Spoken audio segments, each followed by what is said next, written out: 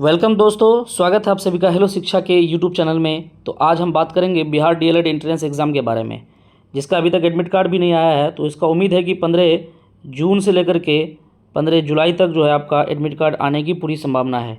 और जब भी आपका एग्ज़ाम होगा उससे एक सप्ताह जो है 1 वीक जो है बिफोर जो है आपका एडमिट कार्ड आ जाएगा, ताकि आपको सेंटर वगैरह का पता चल जाए। तो आज हम बात करेंगे बिहार डीएलएड एंट्रेंस एग्ज़ाम जो 2025 में होना है उसके कुछ इंपॉर्टेंट क्वेश्चन के बारे में। आज साइंस के जो है बायोलॉजी से हम कुछ इंपॉर्टेंट क्वेश्चन को लाए हैं जो है एग्ज़ाम की दृष्टिकोण से काफ़ी इंपॉर्टेंट है। चलते हैं आज के प्रश्न की तरफ। आज का पहला प्रश्न है, पौधों में वाष्पोत्सर्जन की क्रिया जो है किस भाग में होती है? ऑप्शन है आपके पास जड़, तना, पत्ता या फूल। पौधों में जो वाष्पोत्सर्जन की क्रिया है वो पत्तों में होती है, इसलिए आपका ऑप्शन सी जो है यहाँ बिल्कुल राइट हो जाएगा। नेक्स्ट क्वेश्चन पे चलेंगे।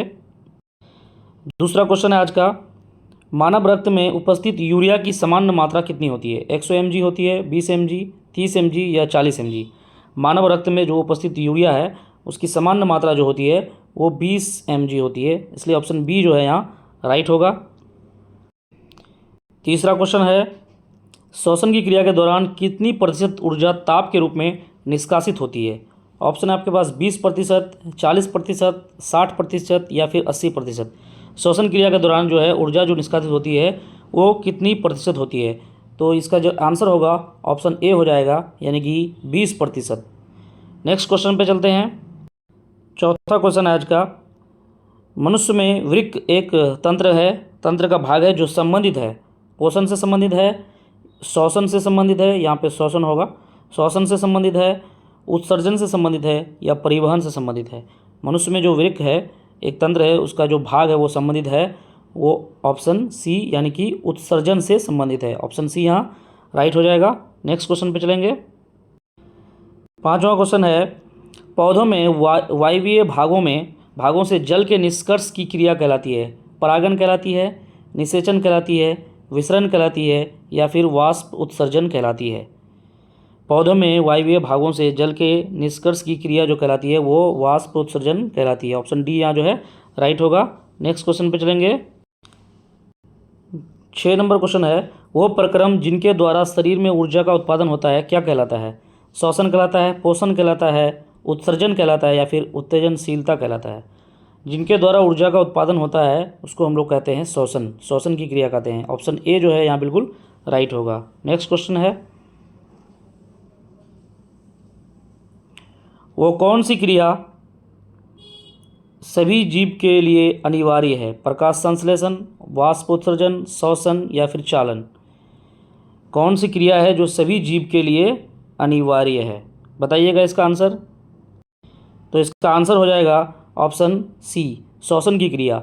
ये क्रिया जो है सभी जीव के लिए जरूरी है, बिना श्वसन की क्रिया किए कोई भी जीव जीवित नहीं रह सकता है। नेक्स्ट क्वेश्चन पे चलेंगे।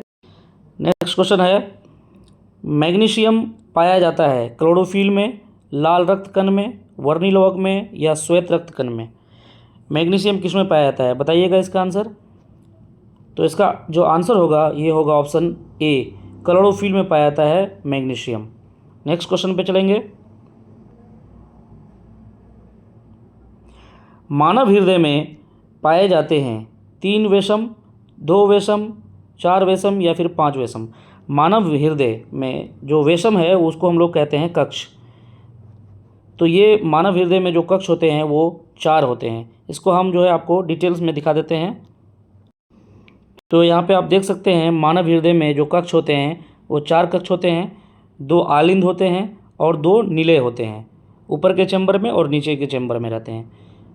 इसका डिटेल्स जो है आप देख सकते हैं। यहाँ पे 2 आलिंद है, दायां आलिंद, बायां आलिंद, 2 निलय है, दायां निलय, बायां निलय। इसका जो है अलग अलग कार्य है, आप इसका स्क्रीनशॉट ले सकते हैं। ये 4 कक्ष एक दूसरे के वाल्व्स द्वारा अलग किए जाते हैं जो रक्त को जो है वो सही दिशा में प्रवाह करने को सुनिश्चित करते हैं। 10 नंबर क्वेश्चन है, प्रकाश संश्लेषण द्वारा किसकी प्राप्ति होती है? वसा की प्राप्ति होती है, प्रोटीन की, ग्लूकोज की या प्रकाश की? प्रकाश संश्लेषण की क्रिया जो है वो पेड़ पौधे करते हैं और पेड़ पौधे उससे अपना भोजन बनाते हैं, और वो जो भोजन बनाते हैं जो एनर्जी के रूप में उसे प्राप्त होता है उसको हम लोग कहते हैं ग्लूकोज। यानी कि ऑप्शन सी यहाँ बिल्कुल करेक्ट होगा। नेक्स्ट क्वेश्चन पे चलते हैं। नेक्स्ट क्वेश्चन है 11 नंबर क्वेश्चन है आज का। कोशिका झिल्ली किस प्रकार की झिल्ली है? पार्ग में झिल्ली, अपार्ग में झिल्ली, अर्धपार्ग में झिल्ली या इनमें से कोई नहीं। कोशिका झिल्ली जो है वो अर्धपार्ग में झिल्ली है, यानी कि इसमें जो है कुछ चीज़ें आर पार हो सकती है और कुछ चीज़ें जो है वो पूरी तरह से आर पार नहीं हो सकती है, इसलिए इसको अर्धपार्ग में झिल्ली में रखा गया है। ऑप्शन सी यहाँ राइट होगा। नेक्स्ट क्वेश्चन पे चलेंगे। 12 नंबर क्वेश्चन है दही जमने में निम्नलिखित में से कौन सी क्रिया होती है? अपघटन होती है, प्रकाश संश्लेषण होती है, किण्वन होती है या उत्सर्जन होती है? दही जमने में जो क्रिया होती है उस क्रिया का नाम है किण्वन, यानी कि ऑप्शन सी यहाँ राइट है। 13 नंबर क्वेश्चन है जीवन की उपापचय क्रिया के संचालन के लिए निम्नलिखित में से कौन सा आवश्यक है? निरंतर ऊर्जा की आपूर्ति, शरीर की वृद्धि, टूटे फूटे उत्तकों की मरम्मति या इनमें से सभी। जीवन की या जीवों की जो उपापचय क्रिया जो होते हैं उसमें जो संचालन के लिए जो आवश्यक चीज़ें हैं वो निरंतर ऊर्जा की आपूर्ति ये भी ज़रूरी है, शरीर की वृद्धि भी ज़रूरी है, टूटे फूटे उत्तक जो है उसका मरम्मत भी ज़रूरी है, इसलिए जो है ऑप्शन डी यहाँ बिल्कुल करेक्ट होगा। नेक्स्ट क्वेश्चन पे चलेंगे। 14 नंबर क्वेश्चन है मानव में डायलिसिस थैली है, नेफ्रॉन, न्यूरॉन, माइटोकॉन्ड्रिया या इनमें से कोई नहीं। मानव में जो है, इंसान में जो है डायलिसिस जो थैली है उसको हम लोग नेफ्रॉन कहते हैं। जब आदमी को ब्लड में प्रॉब्लम आ जाता है तो उसमें जो है उसको एक क्रिया होती है जिसको हम लोग डायलिसिस की क्रिया कहते हैं। उसमें जो है हर बार रक्त को बदला जाता है, चेंज किया जाता है। यहाँ पे जो डायलिसिस थैली है उसको हम लोग नेफ्रॉन के नाम से जानते हैं। 15 नंबर क्वेश्चन है मत्स्य का मुख्य श्वसन अंग है। मत्स्य मतलब मछली होता है, मछली का जो है श्वसन अंग कौन सा है? जैसे इंसान का श्वसन अंग फेफड़ा है, नाक के द्वारा वो सांस लेते हैं, तो ये मछली का जो श्वसन अंग है वो क्या है? किया है, फेफड़ा है, गिल्स है या नाक है?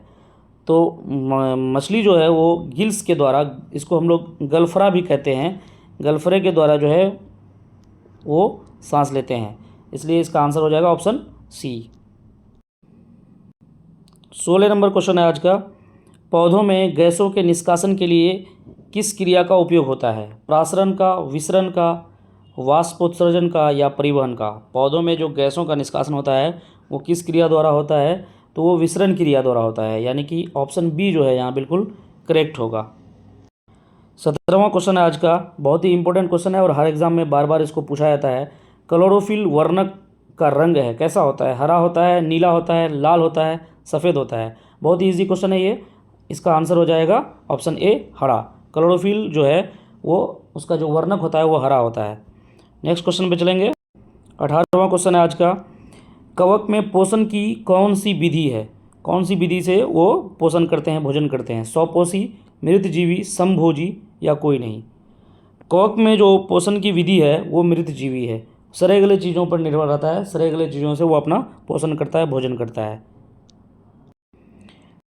19 नंबर क्वेश्चन है रेजिन एवं गोंद कहाँ संचित रहता है, यानी जमा रहता है? फ्लोएम में, कोटेक्स में, छाल में या पुराने जाइलम में? रेजिन एवं गोंद जो पौधों से हमको प्राप्त होता है वो जो है पुराने जाइलम में जमा रहता है। जाइलम जल का संवहन करता है और उसी में जो है ये रेजिन और गोंद जो है वो हमको प्राप्त होता है, पौधों से ही हमको प्राप्त होता है ये चीज़। 20वां क्वेश्चन है आज का। शरीर में भोजन को पचना किस प्रकार की अभिक्रिया है? उपचयन, संचयन, विस्थापन या अपचयन? शरीर में भोजन का पचना जो है वो क्रिया जो है वो उपचयन की क्रिया है। तो आज जो है आपको हमने 20 प्रश्न कराया और आपको जो है आखिरी जो क्वेश्चन है वो आपको जो है जवाब खुद से करना है, ये होमवर्क के तौर पर आपको हम दे रहे हैं। जो होमवर्क क्वेश्चन है वो है कि रक्त क्या है? ऑप्शन आपके पास कोशिका, उत्तक, पदार्थ या कोई नहीं। इसका जवाब जो है आप कमेंट में ज़रूर कीजिएगा और चैनल में अगर नए हैं तो सब्सक्राइब कीजिएगा, लाइक कीजिएगा और दोस्तों के साथ शेयर कीजिएगा। इस तरह का अगर डीएलएड का आपको तैयारी अगर करना है, क्योंकि अभी एग्ज़ाम का टाइम है 20-25 दिन, तो आप जो है कमेंट कर सकते हैं कि हमको किस सब्जेक्ट का जो है वीडियो चाहिए। इसके बाद जो है कल जो है मैथ का वीडियो अपलोड कर दिया जाएगा। Thank you.